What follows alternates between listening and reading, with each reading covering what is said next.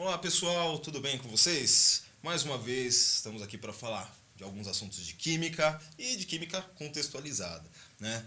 Essa é a nossa segunda aulinha sobre um negócio que você já ouviu falar, até porque você já assistiu a nossa primeira aula, que é a fosfetanolamina, ou a tal da pílula do câncer.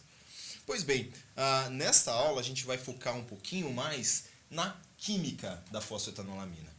Ok? Então, na aula passada a gente comentou aspectos gerais, como ela atua no nosso organismo, o que a mídia tem dito a respeito da fosfetanolamina, o que algumas pesquisas dizem a respeito dessa substância. E agora a gente vai olhar para a molécula de fosfetanolamina e vai destrinchar a química dessa molécula. Vai destrinchar os aspectos químicos, físicos, as propriedades dessa substância chamada fosfetanolamina. Tudo bem? Então vamos lá, ó. Primeira coisa, a formulinha dessa substância, da pílula do câncer, é essa daqui, né? Então você tem um grupo, um fósforo aqui ligado a 4 oxigênios, 2 carbonos e um nitrogênio aqui. Vamos entender. Este grupo P, dupla O, OH, OH, O, é um grupo fosfato. Ele vem do ácido fosfórico, né? H3PO4, esse é o ácido fosfórico. Tá aqui, ó, H3PO4, não tem um H porque ele sofreu uma ruptura e formou essa ligação com o carbono. Tudo bem? Então nós temos o grupo fosfato, que vai dar o nome da fosfo, da parte inicial da nomenclatura, o fosfo aqui. Nós temos um grupo com o nitrogênio, que é um grupo amino, ou grupo amina, tá? Função química amina. Nitrogênio ligado a carbono simples, a carbono que não faz ligações com heteroátomos, com oxigênio, por exemplo. Então nós temos aqui um grupo amino, função amina. E nós temos 2 carboninhos aqui. Olha só, um carbono, 2 carbonos. Então nós temos um grupo fosfo, 2 carbonos, nomenclatura orgânica. Mete um carbono, et, 2 carbonos. Et e o grupo amina. Fosfoetamina, fosfoetanolamina. Ah, professor, mas tem um ol aí que é de álcool. Eu lembro que etanol é um álcool. Calma, a gente vai entender o porquê, da onde que surge esse ol aqui. Por enquanto, a ideia é, nós temos um grupo fosfato, que veio do ácido fosfórico, nós temos uma função amina e nós temos 2 carbonos constituindo o esqueleto carbônico dessa molécula. Tudo bem? Vamos entender então um pouquinho de onde que vem esse grupo ol.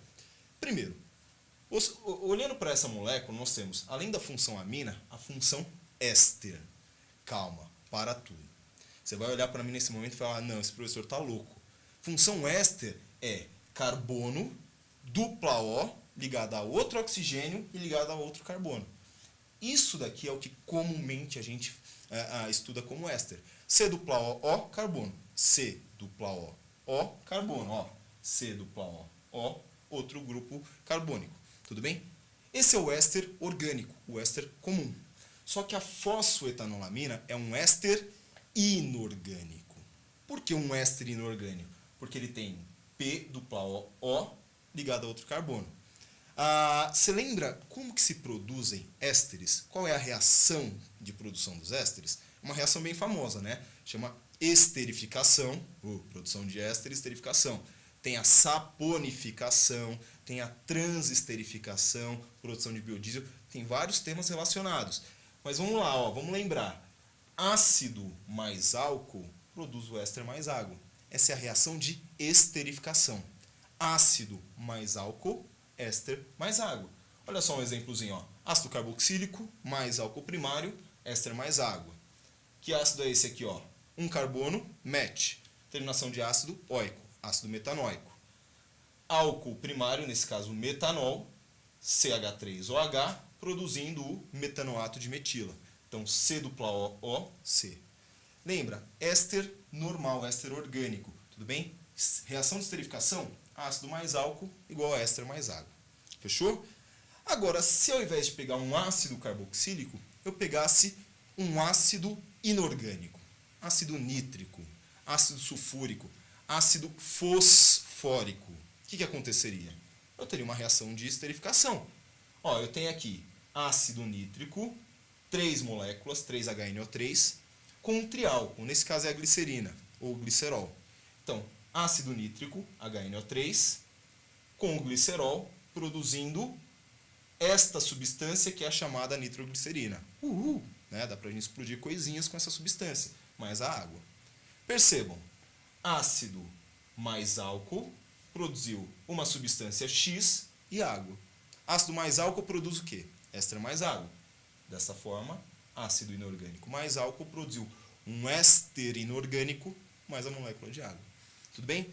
Então, repetindo, dá para ter uma reação de esterificação com ácidos inorgânicos? Sim. O que isso vai produzir? Um éster, que é chamado de éster inorgânico.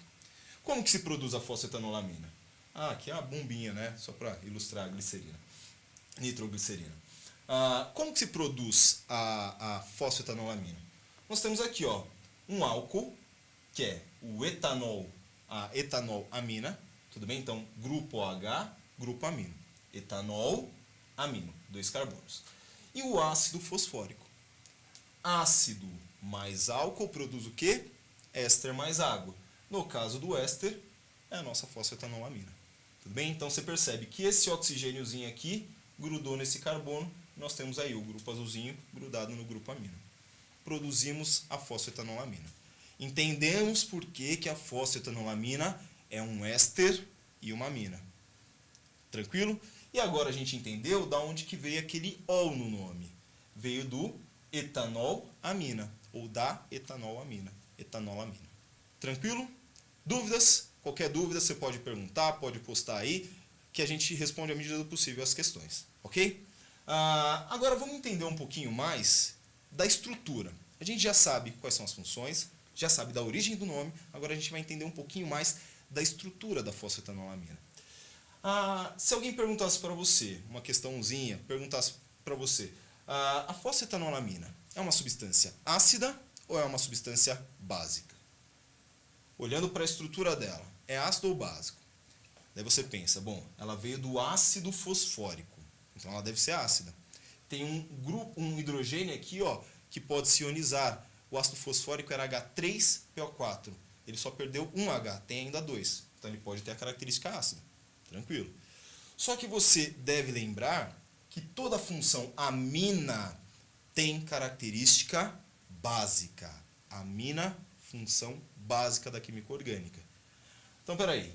Ele é ácido de um lado e básico do outro? Sim. E pode ser os dois? Sim. Qual é o nome que a gente dá para uma substância que é ácida e básica ao mesmo tempo?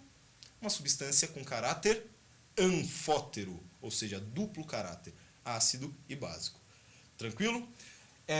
Esse duplo caráter, ser ácido e básico, permite que ela reaja tanto com ácidos quanto com bases.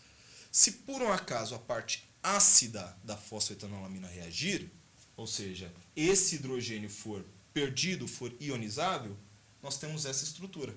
Então, o grupo amino permanece como está, mas nós temos aqui o O-. Um dos hidrogênios foi ionizado. Ou seja, o ácido da fosfetanolamina reagiu. Tranquilo? Aqui, se a base da fosfetanolamina reagir, significa que ela vai capturar um H. Um hidrogênio ácido perdido no meio vai grudar aqui no grupo nitrogênio, no par de elétrons do nitrogênio. E aí nós temos o NH3 positivo, porque o nitrogênio está fazendo 4 ligações. Ok? E ainda pode ocorrer a reação da fosfetanolamina com ela mesma. Como assim? O ácido da fosfetanolamina reagir com a base da fosfetanolamina. Ou seja, este hidrogênio aqui é removido deste oxigênio e gruda no nitrogênio, no N. Ou seja, o ácido perdeu o H e a base capturou esse H. Perdeu o H, capturou o H. Nós temos um duplo íon. Um íon negativo, a parte ácida que reagiu, e um íon positivo, a parte básica que reagiu. Isso daqui é chamado de sal interno. E existe uma nomenclatura um pouquinho estranha para isso, mas que de vez em quando costuma aparecer, e é importante que a gente saiba o nome, que é o zwitterion, ou Zwitterion, né, do alemão, que significa algo relacionado a sal interno, a íon duplo. Tranquilo? Então, a parte negativa e a parte positiva. Ok? Existem diversas substâncias no nosso organismo que são íons duplos. Por exemplo, todos os nossos aminoácidos. Todos os aminoácidos são íons duplos. Ok? Então vamos lá, retomando até o momento que a gente falou. Nós falamos da estrutura da fosfetanolamina, da onde que veio a origem do nome, nós falamos das funções da fosfetanolamina, falamos da esterificação, que é a reação de produção dessa substância, desse éster inorgânico, e comentamos até agora as características de acidez e basicidade e a formação do íon duplo. Ok? Além disso, nós poderíamos, pensando nessa estrutura iônica, pensar um pouquinho onde a fosfetanolamina seria mais absorvida no nosso organismo ou em qual situação, qual seria a fórmula da fosfetanolamina em meios com acidez diferentes, com pHs diferentes. Por exemplo, se eu ingerir a fosfetanolamina, ela vai parar no meu estômago. Meu estômago, o pH está abaixo de 7, geralmente em torno de 1 a 3, muito ácido. Qual é a fórmula da fosfetanolamina neste meio?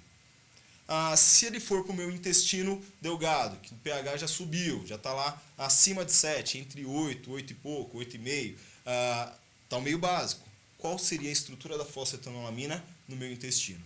Onde ela seria melhor absorvida? Aí depende da sua forma. Mas se a gente pensar assim, ó, pH maior do que 7, ou seja, pH básico.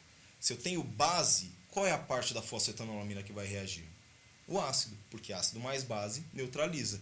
Então, toda vez que o pH está acima de 7 e essa substância estiver presente nesse meio, ela estará na forma ionizada com a sua parte ácida ionizada, a parte ácida que reagiu. Se por um acaso o pH estiver abaixo de 7, está ácido. Se está ácido, nós temos a base da fosfetanolamina reagindo, ou seja, a parte da amina reagindo. E se o meio estiver neutro, nós temos aqui o duplo sal formado, tanto o ácido quanto a base reagiram. Ok?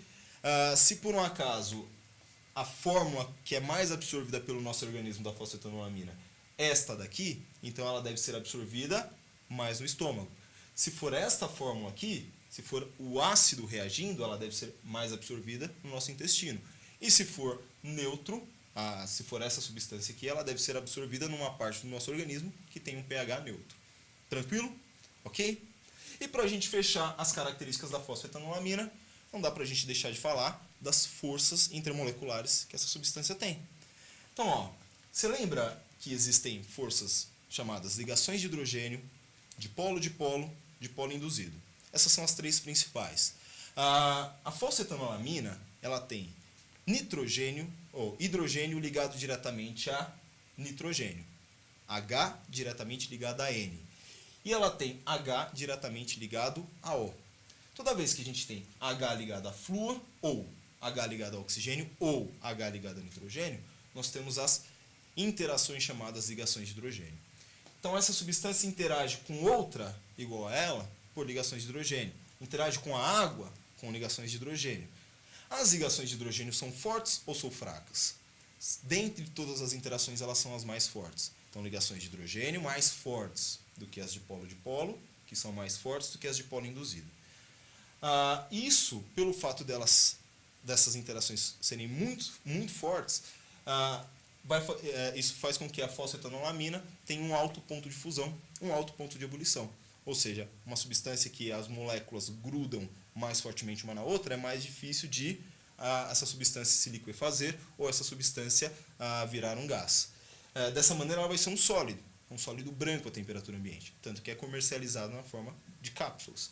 Ela vai ter baixa pressão de vapor, porque essas interações são fortes. A substância vai se desprender menos para o estado de vapor, mas ela se decompõe sob aquecimento. E isso é pelo fato de ela ser uma molécula orgânica, formada por ligações covalentes.